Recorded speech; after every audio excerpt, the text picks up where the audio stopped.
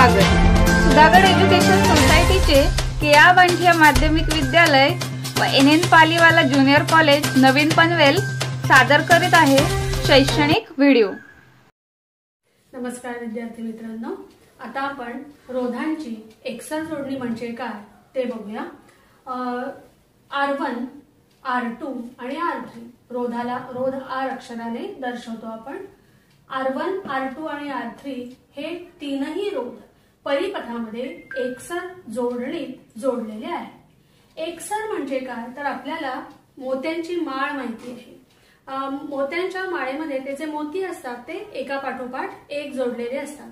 त्यातला एक जरी मोती निखळला तरी सुद्धा ती एकसर जोडणी पूर्ण ती जी माळ आहे ती पूर्ण तुटते। त्याचप्रमाणे R1, R2, R3 हे तीनही रोध एका पाठोपाठ एक जोडलेले आहेत। रोधांच्या अशा प्रकारच्या जोडणीला रोधांची एकसर जोडणी असं आपण म्हणत असतो। तर R1, R2 आणि R3 हे तीन रोध या परिपथामध्ये एकसर जोडणीत जोडलेले आहेत। रोधांच्या अशा जोडणीला एकसर जोडणी असे म्हटलेले आहे। C आणि D हे आहे तारेची दोन टोकं। C आणि D या तारेच्या दोन टोकांमध्ये विभवांतर प्रयुक्त होत असतं। हे विभवांतर आपण व्होल्टमापीच्या साहाय्याने मोजत असतो। या परिपथामधून वाहणारी विद्युतधारा एमीटर मधून जाते। विद्युतधारा आपण I अक्षराने दर्शवतो आणि एमीटरच्या साहाय्याने मोजत असतो। परिपथात विद्युत घट E अक्षराने दर्शवलेला आहे। विद्युतधारा परिपथातून अशा पद्धतीने वाहत असते। तर यामध्ये परिपथातून जाणारी विद्युतधारा ही समान असते, पण प्रत्येक रोधाच्या दरम्यान प्रयुक्त होणारे विभवांतर मात्र वेगवेगळं असतं। म्हणजेच R1 रोधाच्या दरम्यान प्रयुक्त होणारे विभवांतर V1, R2 रोधाच्या दरम्यान प्रयुक्त होणारे विभवांतर V2, R3 रोधाच्या दरम्यान प्रयुक्त होणारे विभवांतर आहे V3 आणि एकूण विभवांतर जे आहे ते आहे V। म्हणूनच जर विभवांतर तीनही रोधामधून जाणारे विभवांतर वेगवेगळे असतील तर आपण ते सूत्राच्या स्वरूपात लिहू शकतो। V बरोबर V1 plus V2 plus V3 याला आपण समीकरण 1 म्हणूया। पण ओहमचा नियम आपल्याला माहिती आहे, त्या नियमानुसार विभवांतर V म्हणजे IR। इथे RS का लिहिलेले आहे? S म्हणजे सिरीज, एकसरला इंग्रजीमध्ये सिरीज म्हणतात म्हणून ते S अक्षराने दर्शवलेले आहे।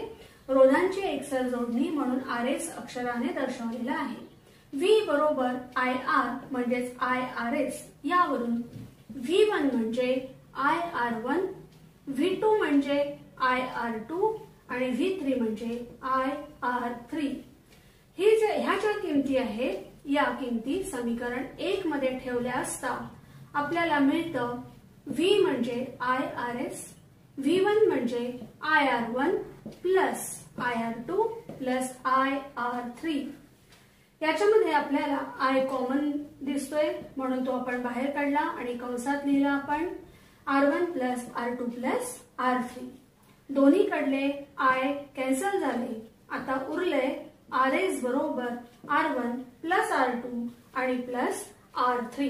तर हे आहे तीन रोध R1, R2, R3 हे तीन रोध जर का एकसर जोडणीत जोडले तर मिळणाऱ्या परिणामी रोधाचे, हा आहे परिणामी रोध, परिणामी रोधाचे सूत्र आपल्याला मिळतं RS बरोबर R1 plus R2 plus R3।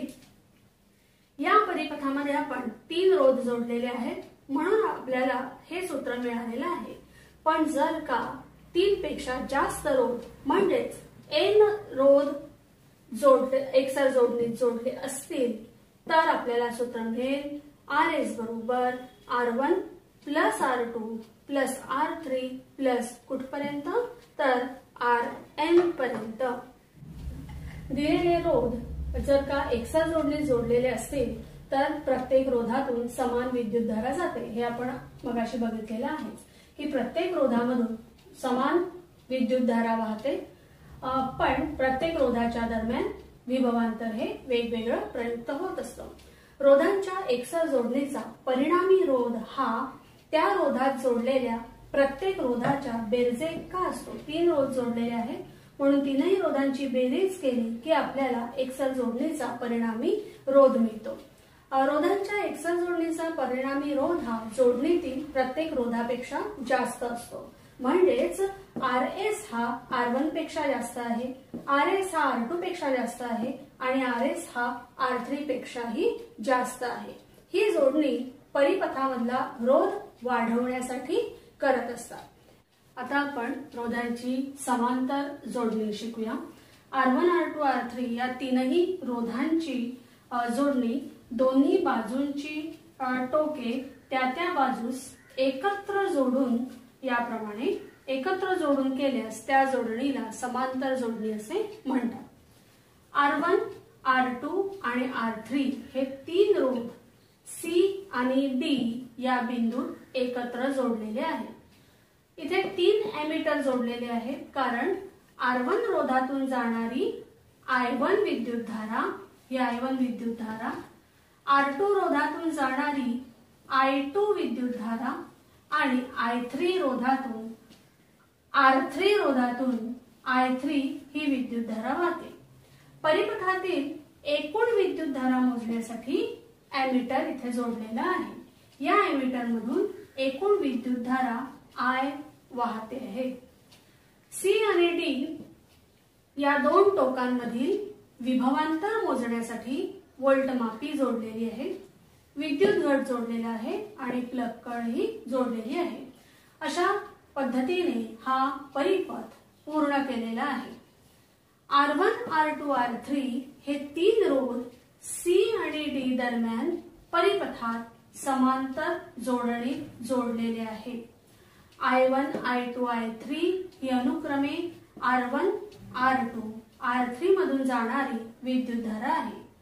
V हे C आणि D च्या दरम्यान प्रयुक्त केलेले विभवांतर होय. या परिपथामध्ये एकूण विद्युतधारा आहे ती म्हणजे I. इथे विद्युतधारा वेगवेगळी आहे, विभवांतर समान आहे. एकसर जोडणीमध्ये विभवांतर तीनही रोधामधून जाणारे विभवांतर वेगवेगळे होते, विद्युतधारा समान होती. हे इथे नीट लक्षात घेण्यासारखं आहे. तर परिपथातील एकूण विद्युतधारा म्हणजेच I1 plus I2 plus I3 याला आपण समीकरण 1 म्हणूया. RP, R म्हणजे रोध, P म्हणजे पॅरलल, इंग्रजीमध्ये समांतरला पॅरलल म्हणतात म्हणून त्याचा P. RP हा परिपथातील परिणामी रोध आहे. पण ओहमच्या नियमानुसार आपल्याला माहिती आहे की ओहमचा नियम आपल्याला माहिती आहे R बरोबर V छेद I.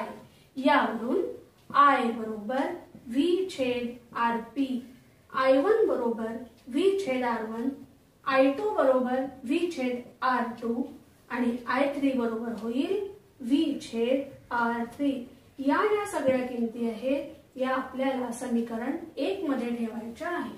काय होईल बरं, तर I म्हणजे V छेद RP बरोबर V छेद R1 प्लस V छेद R2 प्लस V छेद R3.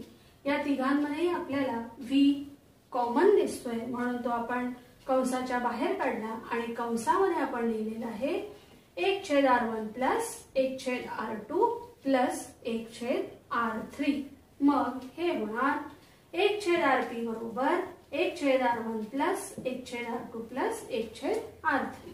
जर का 3 पेक्षा जास्त रोध आपण जोडणीत जोडले म्हणजेच N रोध जर का जोडणीत जोडले तर आपल्याला परिणामी रोधाचे सूत्र मिळते 1 छेद RP बरोबर 1 छेद R1 प्लस 1 छेद R2 प्लस 1 छेद R3 प्लस 1 छेद RN.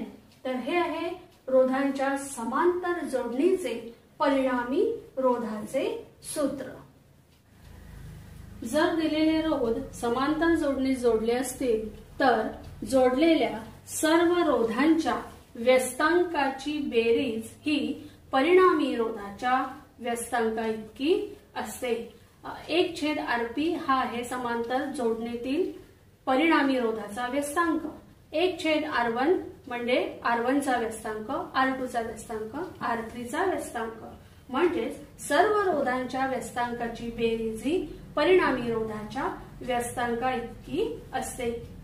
प्रत्येक रोधातून वाहणारी विद्युतधारा ही रोधाच्या व्यस्त प्रमाणात असते व परिपथातून वाहणारी एकूण विद्युतधारा ही सर्व रोधातून स्वतंत्रपणे वाहणाऱ्या विद्युतधारेच्या बेरजे इतकी असते.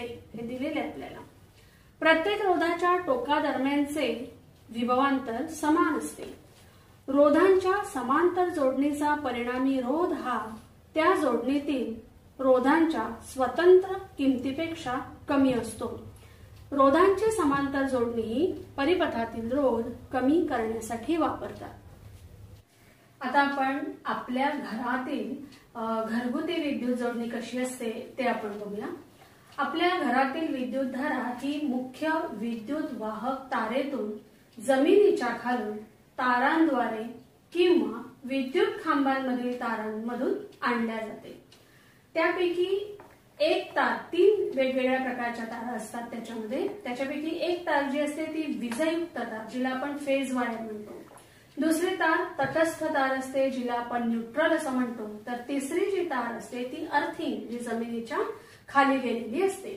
विजयुक्त तार म्हणजेच फेज वायर लाल रंगाच्या रोधी म्हणजेच विसंवाहक आवरणाची असते.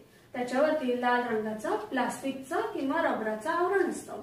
तटस्थ तार म्हणजेच न्यूट्रल ही काळ्या रंगाच्या रोधी आवरणाची असते.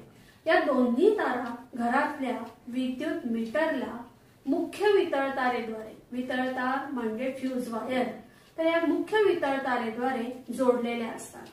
मेन स्विचद्वारे या तारा घरातील सर्व वाहक तारांना जोडल्या जातात.